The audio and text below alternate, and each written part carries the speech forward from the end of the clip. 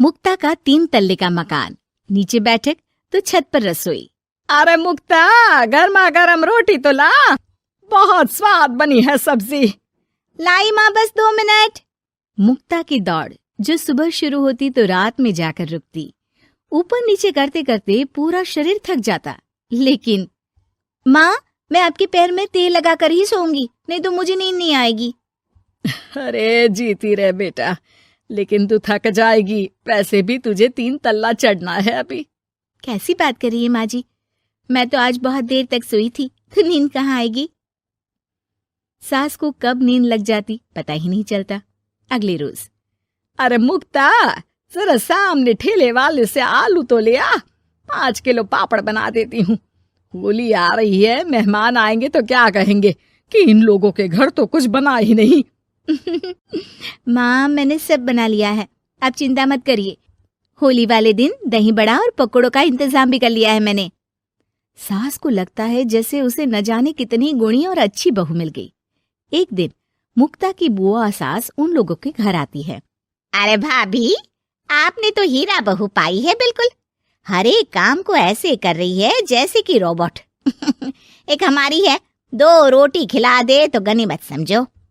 अरे हम तो बेटे को देख के सोच रहे थे कि कलवासा है, पता नहीं कौन शादी करेगा, लेकिन देखो जय दूध से फपकती बहू आई है। हाँ भाभी, आप तो लक्की हो, लक्की। तभी वहां मुक्ता आ जाती है। क्या बुआ, काहे की लकी, देखो ना कैसा शरीर फूला जा रहा है। अब तक तो एक बच्चा भी हो जाना चाहिए था। अरे हो जाएगा बहू, क्यों चिंता कर रही है, कर्म कितने अच्छे हैं तेरे, तुझे तो जुड़वा बच्चे होंगे, एक बिटिया और एक बिटवा। होता भी ऐसा ही है। मुक्ता को 2 बच्चे एक साथ होते हैं। मुक्ता, जल्दी से ऑफिस के लिए खाना बना दो, मुझे देर हो रही है। हाँ, लेकिन जरा ये छोटे वाले को तो पकड़ लो, तब तक मैं रोटी सेक देती हूँ। मुक्ता सारे घर का काम बड़े ही मगन होकर करती। क्या पति, क्या सास, क्या बच्चे, रिश्तेदार, सभी की जरूरतों का ख्याल वो बखूबी रखती। लेकिन भाई चांद को भी ग्रहण लग जाता है। वैसे ही मुक्ता को भी एक दिन लग जाती है किसी की नजर। दूर के रिश्ते की चाची कहती है, और बहन जी, आपकी बहू तो फुर्ती से काम करती है, बच्चा होने के बाद भी सारा दिन लगी रहती है, इसके हाथ का खाना भी इतना टेस्टी है, लगता है जैसे होटल का खा रहे। बस फिर क्या था, वो तो चली जाती है, लेकिन लग जाती है नजर मुक्ता को। शाम के वक्त, मुक्ता, कहाँ है बहू? हाँ माँ जी, बोलिए, क्या हो गया, बच्चे को सुला रही हूँ। अरे बेटा, जरा चाय तो पिला दे। हाँ हाँ, जरूर बना लीजिए, मुझे कमरे में ही दे देना माँ जी, बहुत थकान लग रही है। थकान है भगवान, ये क्या बोल रही है, इसके मुंह से तो ये शब्द मैंने आज तक नहीं सुना। अगली सुबह, अरे मुक्ता, आज खाने का डब्बा इतना हल्का क्यों है? वो इसलिए क्योंकि मैंने सिर्फ रोटी और दाल बनाई है। अरे लेकिन मुक्ता, मैं तो नाश्ता, दिन का खाना, फिर शाम का स्नैक्स, फ्रूट, सलाद, ये सब लेकर जाता हूँ, कहाँ है ये सब? अरे कैसी बात कर रहे हैं आप, इतना सारा खाना तो मैं 4 दिन में नहीं खाती जितना आप 1 दिन में बनाने की बात कर रहे हैं। ना जी ना, मुन्ने के साथ जितना हो पाएगा उतना ही करूंगी मैं। मुक्ता की बात सुनकर पति हैरान रह जाता है।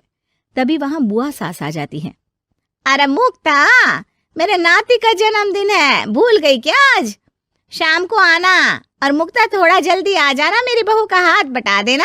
किचन में वो तेरी तरह स्मार्ट तो है नहीं कि फट फटाक से काम कर ले। अरे बुआ, कैसी बात कर दी, फट फटाक से काम कैसे हो जाएगा, हम बहुएं हैं, रजनीकांत नहीं। बुआ देखो, आप काम के लिए पास के लल्लू हलवाई की बीवी को बुला लो, वो मदद कर देंगी, मैं तो नहीं आ पाऊंगी। बुआ सास को समझ में नहीं आता कि ये वो मुक्ता है जो 50 लोगों का खाना बनाकर भी चेहरे की चमक खोने नहीं देती थी। वही मुक्ता भी अपने कमरे में जाकर बिस्तर पर बैठ जाती है कि सास की आवाज आती है। मुक्ता, क्या हो गया बेटा, आज दोपहर के खाने की तैयारी नहीं करनी क्या? अरे माँ जी, अब नहीं होता मुझसे 3 तल्ले में ऊपर नीचे करना, आप लोग रसोई को ऊपर ही ले आओ। अरे पैरों में इतना दर्द होता है कि बता नहीं सकती। अरे लेकिन तू तो बोलती थी कि इससे तू फिट रहती है। अरे काहे के फिट माँ जी, हालत खराब हो रखी है। कौन ऐसा मकान बनवाता है कि जहाँ सोने का कमरा अमेरिका में है तो खाने का लंदन में। अरे रसोई बनानी है तो जाओ अफ्रीका। ना जी ना, मुझसे नहीं होगा इस घर का काम। मुक्ता की बदली हरकत किसी को समझ में नहीं आ रही थी। अरे ये मुक्ता को क्या हो गया है? मुझे तो लगता है इसकी माँ ने पट्टी पढ़ाई होगी। और ना जी ना, मुक्ता की माँ यानी मेरी समधन तो देवी है देवी। वो तो अपनी बेटी को ऐसे संस्कार दे ही नहीं सकती। मुझे माजरा कुछ और ही लग रहा है। तभी वहां मुक्ता हाथ में प्लेट और सब्जी लेकर आ जाती है। माजरा? किस बात का माजरा? खैर माँ जी, जरा ये सब्जी तो काट दीजिए, और हाँ, इसके बाद मैं आटा यहीं दे जाऊंगी, गूंद देना। हाँ हाँ, तू एक काम कर बेटा, गैस चूल्हा भी यहीं दे दे, बना भी दूंगी। अच्छा ठीक है, शाम को इसका भी इंतजाम कर देती हूँ।